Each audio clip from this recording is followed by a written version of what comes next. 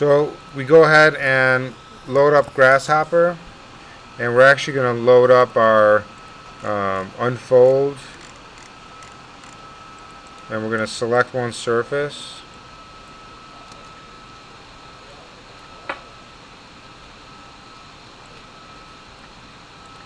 And then if we look at our surface in the top, that's what it looks like. And then we're going to go ahead and bake that.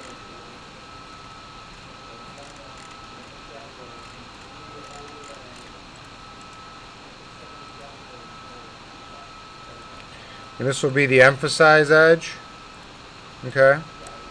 Once we have this, we're going to do a curved boolean. You guys should know how to do this. This is how you're making your patterns, right? But I'm going to add one more thing to this.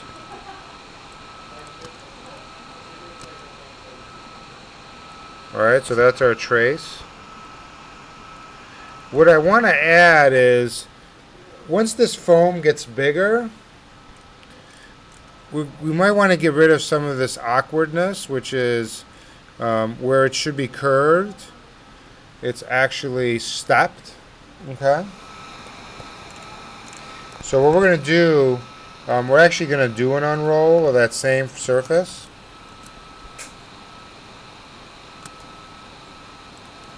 So we can evaluate the difference. So this is like how we evaluate the geometry. So we can see that's a true edge, that's a true edge, that's a true edge. Alright? That's a true edge, but then this is a curve. So what we're going to do is recreate this profile using curve, freeform, interpolate points. And we're going to pick all the points on that curve using also midpoints, because we don't use our midpoints. So curve, freeform, interpolate. I think it's important to get the midpoints. So there's a lot of stepping here.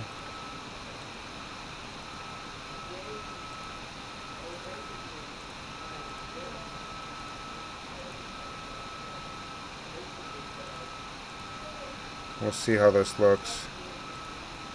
And then maybe we'll dumb it down. This might give a little bit too much oscillation. Maybe not, though. So the idea is, if you do this on the other one, follow the same technique, those curves then will line up. So you don't get these sharp corners where it wants to be a curved condition. I can see this one's more gracefully curved. So our concern might be more like to make that curved. So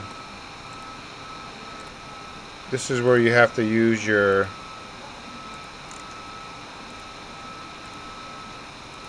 we might do something like that is our new edge. And then this is definitely curved down here. This is straight, that's straight. So we're going to do another interpolate.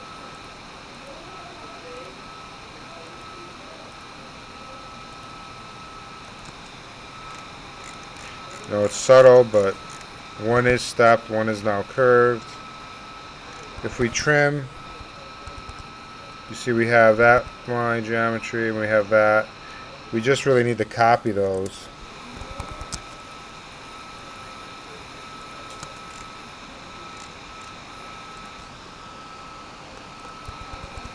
And then we can draw a line that goes from end to end. And we can join this. And then what we can do is a patch. The patch will create a surface. And then that will automatically put the material on that's in the scene. Okay? So now we have sort of a refined condition. Now, this is a pretty fine map. I would probably, if we come back here to our, well, in this case, it must be It's applying it through here.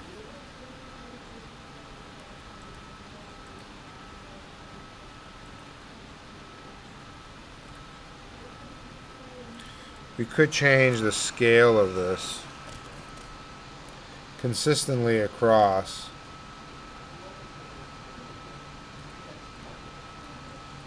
Sorry, this wants to be 0.5. Scaling it down.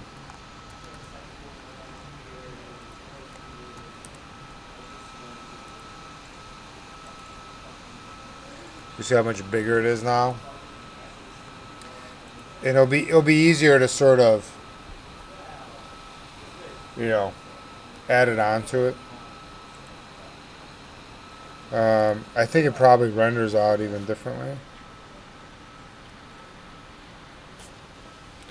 Let's take a look.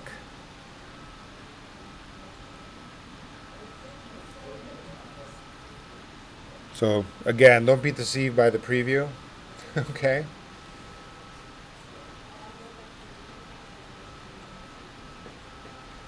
This is going to be a few steps. We're almost there. So we'll wait till it renders. Hold on, so you can turn everything else off then to make it render faster.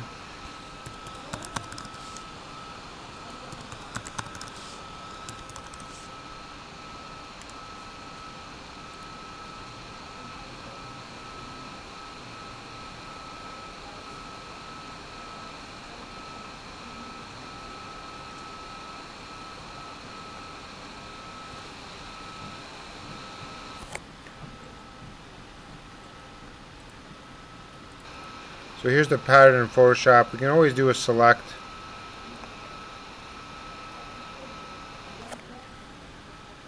Color range.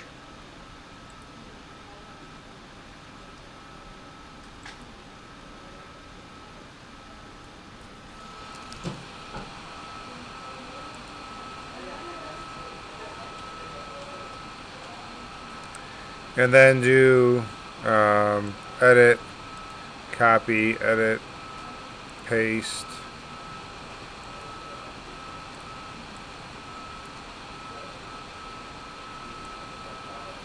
And then I'm basically gonna box this thing in. I'm going edge to edge.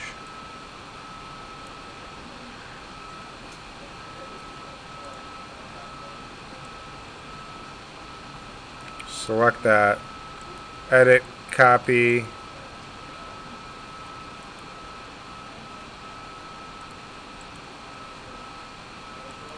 edit, paste. So this is our new map now. I'm going to save this.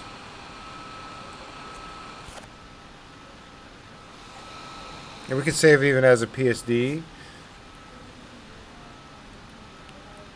And we're going to keep this for later. So we're just going to keep this now. All right. We're not going to. We're going to put everything in Illustrator together. So after you've, rendered this, we can go ahead and print this. And we'd have all our patterns. We'd do this as one big pattern the way you guys have done it. So we're going to do a window.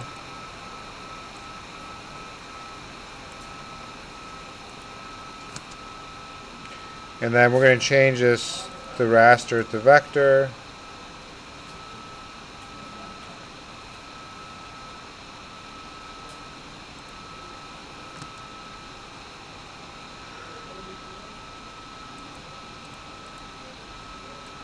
I'm not sure why we're not seeing that line right now. Did we lose the line?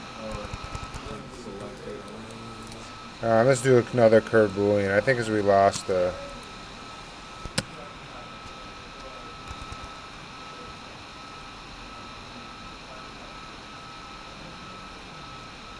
There it is.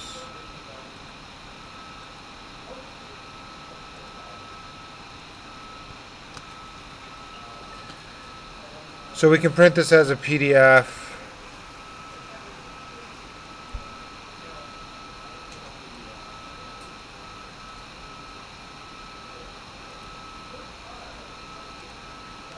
And then we're going to put this together. Okay, so we have that pattern now with the line geometry. So when we print it on 11 by 17, which we're not going to print on 11 by 17, we're going to print on the plotter, right, in big for the bigger form. We can cut the patterns out. We can then also mark and figure out where our other patterns are.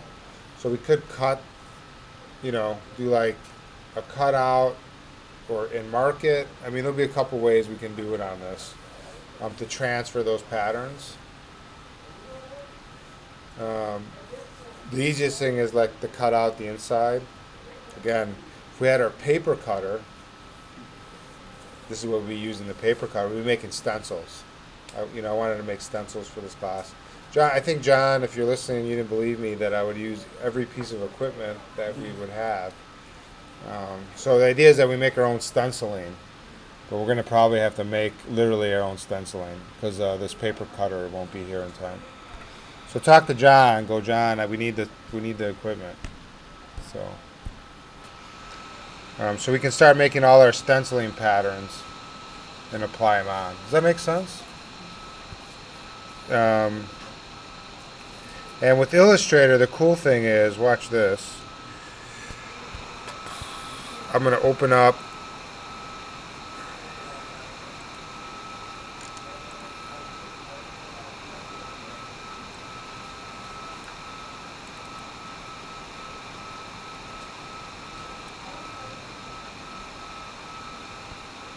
So I'm going to open my pattern up first.